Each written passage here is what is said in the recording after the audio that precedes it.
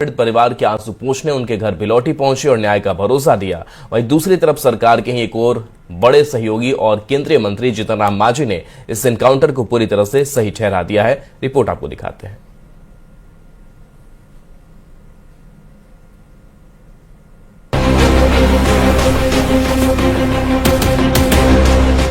Police ने जो किया है वो अच्छा किया है। भोजपुर में हुआ भरत तिवारी एनकाउंटर मामला अब पूरी तरह से सियासी अखाड़ा बन चुका है। एनडीए सरकार के ही दो दिग्गज नेता इस मुद्दे पर आमने सामने आ गए हैं। लोक जनशक्ति पार्टी रामविलास के मुखिया और केंद्रीय मंत्री चिराग पासवान जब पीड़ित परिवार को ढांढस बंधाने पहुंचे तो लगा कि सरकार संवेदनशीलता दिखा रही है। नहीं, बिल्कुल गलत हुआ है, इसमें कहीं कोई दो राय नहीं है। भाई भले आपको लाख शिकायत हो, लाख आपके आरोप हो, सब हो, पर कोई अगर आत्मसमर्पण कर रहा है तो आप उसकी हत्या नहीं कर सकते। आप पकड़ते, गिरफ्तार करते, जांच करते, पर इस तरीके से हत्या करना कतई लोकतांत्रिक समाज में इसको नहीं स्वीकार किया जाता। हत्या की बात। लेकिन केंद्रीय मंत्री जीतन राम मांझी के एक बयान ने इस पूरी संवेदनशीलता पर पानी फेर दिया है। जीतन राम मांझी ने पुलिसिया कार्रवाई की पैरवी करते हुए साफ कह दिया कि भरत तिवारी के प्रति उनकी कोई सहानुभूति नहीं है। मांझी ने दलील दी कि पुलिस ने जो किया बिल्कुल सही किया।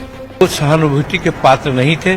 पुलिस ने जो किया है वो अच्छा किया है। सुना आपने देश के एक केंद्रीय मंत्री और राज्य के पूर्व मुख्यमंत्री के ये बोल जो किसी भी सभ्य समाज को शर्मसार करते। मांझी ने बातचीत के दौरान सरेआम पूछा कि क्या भरत तिवारी पर शेड्यूल कास्ट का केस नहीं था, अगर था तो उनके अंदर क्रिमिनल भावना थी कि क्या उन पर शेड्यूल कास्ट एट्रोसिटी एक्ट का केस नहीं चला था।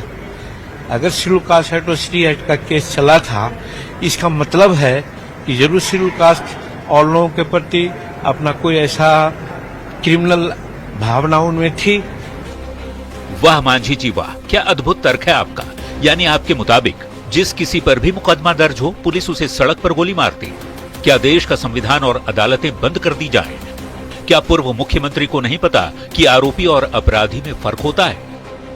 या मांझी जानबूझकर जाति का रंग देना चाहते हैं और दलित कार्ड के नाम पर अपनी सियासी रोटियां सेकना चाहते हैं? इतना ही नहीं, उन्होंने कहा अगर वे विक्षिप्त थे तो हाथ में रिवॉल्वर कहां से आया? पुलिस पर रिवॉल्वर क्यों ताना? अगर पुलिस को मारना ही होता तो खोपड़ी या सीने में मारती, पैर में क्यों मारती? और उन्होंने ताना, रिवॉल्वर दिखलाया। मैं समझता हूं कि पुलिस पर हो क्या मेरे ऊपर अगर कोई रिवॉल्वर ताने अब हम हाथ में दही जमा करके बैठे रहे, ये नहीं हो सकता है। इसलिए पुलिस ने वहां जो किया सो ठीक किया, एक चीज। और दूसरी चीज, अगर पुलिस को मारना होता तो खोपड़ी में मारता, सीना में मारता। पुलिस ने तो न्याय संगत जो कानूनन होता है पैर में मारा उसने गोली। इसके बाद जब न्यूज 18 संवाददाता ने पूछा कि एनडीए के ही सहयोगी चिराग पासवान तो पीड़ित परिजनों से मिलने गए हैं, तो मांझी का अहंकार सातवें आसमान पर दिखा। देखिए उन्होंने क्या कुछ कहा। चिराग पासवान जी क्या कहते हैं उससे मेरा कोई मतलब नहीं है, अपना अपना सोच है। इस बयान से ये तो साफ है कि मांझी को न तो गठबंधन की मर्यादा की परवाह है, न ही किसी इंसान की मौत का मलाल। वो तो बस दलील दे रहे हैं कि पुलिस को मारना होता तो खोपड़ी में मारती, पैर में क्यों मारा? मांझी जी, पैर में लगी गोली से भी इंसान की जान चली गई। इस सच से आप अपनी आंखें कैसे मूंद सकते हैं जब मुख्यमंत्री ने खुद इस मामले की न्यायिक जांच के आदेश दे दिए हैं? तो मांझी पुलिस को क्लीन चिट देकर जांच को प्रभावित क्यों कर रहे हैं?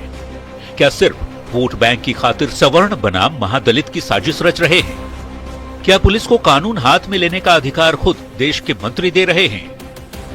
भरत तिवारी ने महादलितों की लड़ाई लड़ी या नहीं, यह वहां की जनता जानती है। लेकिन मांझी ने जिस तरह झुरमुट की ओट में चहकने वाली चिड़िया कहकर मृतक का मजाक उड़ाया है, उसने साबित कर दिया कि राजनीति में संवेदनाएं मर चुकी हैं। एक तरफ इंसाफ की गुहार लगाता परिवार है, दूसरी तरफ चिराग पासवान की मरहम लगाने की कोशिश। लेकिन इन सब के बीच जीतन राम मांझी का यह घिनौना सियासी खेल बिहार की कानून व्यवस्था के मुंह पर करारा तमाचा है। अब देखना होगा कि इस बेलगाम बयानबाजी पर आगे क्या कुछ एक्शन होता है। न्यूज 18 के लिए पटना से रजनीश कुमार और विनीता मिश्रा के साथ ब्यूरो रिपोर्ट।